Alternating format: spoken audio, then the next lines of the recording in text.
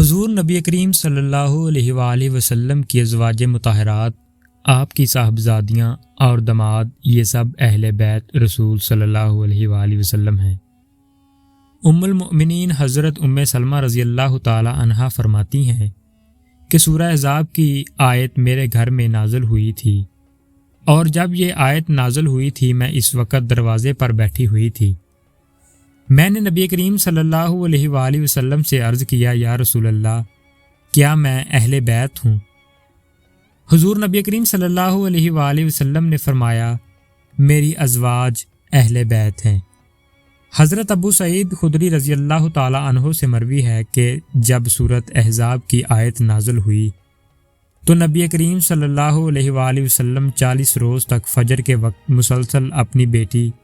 حضرت سیدنا فاطمہ الزہرا رضی اللہ تعالی عنہا کے دروازے پر تشریف لے جاتے رہے اور فرماتے رہے، اے میرے اہل بیت، تم پر اللہ کی سلامتی، رحمت اور برکت نازل ہو، نماز پڑھو تاکہ اللہ تم پر رحم فرمائے۔ حضرت انس بن مالک رضی اللہ تعالی عنہ سے مروی ہے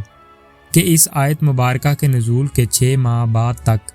نبی کریم صلی اللہ علیہ وآلہ وسلم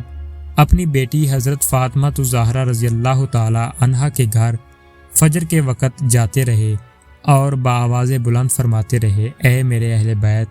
نماز پڑھو، اللہ تو یہی چاہتا ہے کہ وہ نبی کے گھر والوں سے ہر قسم کی ناپاکی کو دور فرما دے اور تمہیں صاف کر دے۔ معزز سامعین، سورۃ نمل میں ارشاد باری تعالیٰ ہوتا ہے، جب موسیٰ علیہ السلام نے اپنی گھر والی سے فرمایا، مجھے ایک آگ نظر آتی ہے۔ اس آیت میں اللہ عز و جل نے حضرت موسیٰ علیہ السلام کی زوجہ حضرت صفورہ رضی اللہ تعالی عنہ کو آپ علیہ السلام کا اہل بتایا ہے۔ چنانچہ اللہ نے سورۃ احزاب میں ارشاد فرمایا، اے نبی کے گھر والو، اللہ تو یہی چاہتا ہے کہ وہ تم سے ہر قسم کی ناپاکی کو دور کر دے اور تمہیں پاک صاف کر دے۔ یعنی اللہ نے ہر وہ کام جو کہ شریعت کے خلاف ہے، ہر وہ کام جو بارگاہ الہی میں ناپسندیدہ ہے، اہل بیت حضور نبی کریم صلی اللہ علیہ وآلہ وسلم کو ان سے پاک کرنے پر قادر ہے، اور اس زمن میں نبی کریم صلی اللہ علیہ وآلہ وسلم کا فرمان عالی شان ہے، میں اور میرے اہل بیت گناہوں سے پاک ہیں۔ طبرانی کی روایت ہے کہ نبی کریم صلی اللہ علیہ وآلہ وسلم سے دریافت کیا گیا کہ آپ کے قرابت دار کون ہیں، تو آپ نے فرمایا، علی، فاطمہ، حسن اور حسین رضی اللہ تعالی عنہ۔ معزز سامعین، روایت میں آتا ہے کہ نبی کریم صلی اللہ علیہ وآلہ وسلم نے حضرت سیدنا علی المرتضی رضی اللہ تعالی عنہ، حضرت سیدنا فاطمہ الزہرا رضی اللہ تعالی عنہا، حضرت سیدنا امام حسن اور حضرت سیدنا امام حسین کو بلایا اور اللہ کے حضور یوں گویا ہوئے کہ اے اللہ، یہ میرے اہل بیت ہیں۔ حضرت جابر بن عبداللہ رضی اللہ تعالی عنہ سے روایت ہے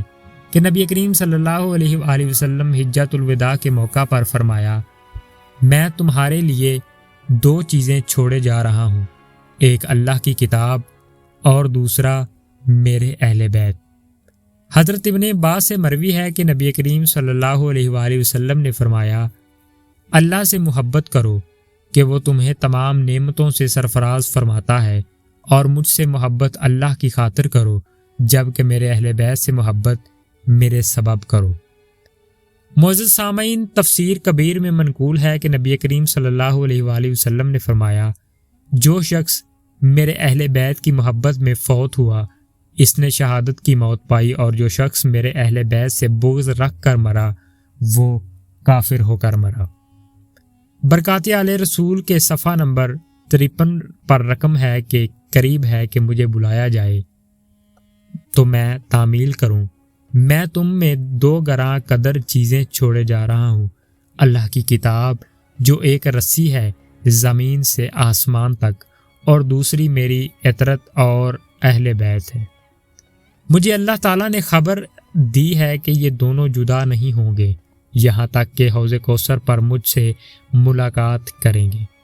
اب تم غور کرو کہ میرے بعد ان دونوں سے کیا معاملہ کرتے ہو۔ حضرت ابن عباس سے روایت ہے کہ نبی کریم صلی اللہ علیہ وآلہ وسلم مدینہ منورہ میں رونق افروز تھے۔ انصار مدینہ جب دیکھا کہ حضور نبی کریم صلی اللہ علیہ وآلہ وسلم کے مصارف بہت زیادہ ہیں لیکن آپ کی آمدن کچھ نہیں، تو انہوں نے اپنا مال و اسباب جمع کر کے حضور نبی کریم صلی اللہ علیہ وآلہ وسلم کی خدمت میں پیش کیا اور عرض کیا، یا رسول اللہ، آپ کی تبلیغی کاوشوں اور نظر کرم سے ہمیں ہدایت نصیب ہوئی۔ ہم دیکھتے ہیں کہ آپ کے اخراجات زیادہ ہیں لیکن آمدنی کچھ نہیں ہے، آپ ہماری جانب سے یہ مال ہدیہ قبول فرما لیں۔